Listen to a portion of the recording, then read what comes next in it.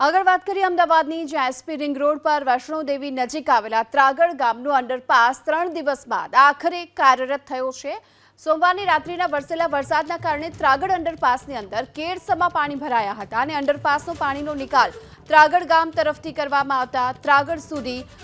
ત્રાગડ સધી માતા મંદિરથી નિરમા યુનિવર્સિટીના આખા રોડ પર પાણી ભરાઈ ચૂક્યા હતા, જેના કારણે વાહન ચાલકોને પણ હાલાકી વેઠવી પડી। જો કે આખરે શુક્રવારના મોડી રાત્રિના અંડરપાસમાંથી પાણી ખાલી કરવામાં આવતા ઓડા તરફથી સાફ સફાઈ પણ કરવામાં આવી અને ત્યારબાદ વાહન વ્યવહાર માટે અંડરપાસને કાર્યરત કરી દેવામાં આવ્યો છે। હવે ત્રાગડ અંડરપાસ તો શરૂ થઈ ચૂક્યો છે, પરંતુ સધી માતાના મંદિરથી લઈ નિરમા યુનિવર્સિટી રોડ પરના સ્થાનિકો પાણીથી પરેશાન છે। આ વિસ્તારમાં હવે ક્યારે પાણી ઓસરશે તેની રાહ સ્થાનિકો જોઈ રહ્યા છે।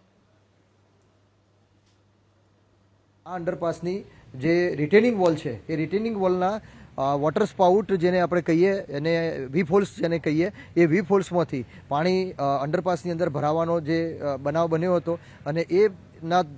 એ પ્રવાહ એટલો વધુ હોવાથી જે અહીંયા સક્ષમ કક્ષાની જે વ્યવસ્થા કરવામાં આવેલી હતી, જો વરસાદ સામાન્ય હોય અને પાણી ભરાયા હોય તો એ 8-10 કલાકમાં ખાલી થઈ જતા હોય છે અને એ રીતનું આયોજન તો દરેક અંડરપાસમાં ઓડા દ્વારા કરવામાં આવેલું જ છે। પણ આ જે પ્રવાહ કન્ટિન્યુ છે 3 દિવસ સુધી ચાલુ રહ્યો અને એ પ્રવાહ ગાંધીનગર તરફથી જે આવ્યો એના દ્વારા વોટર સ્પાઉટની અંદરથી પાણી બહાર નીકળવાનો જે આપે વિડીયો પણ મીડિયામાં જોયો હશે અને આ બંધ કરવાની જે નોબત આવી હતી એ અત્યારે ખોલવાની કાર્યવાહી ચાલુ કરવામાં આવી છે।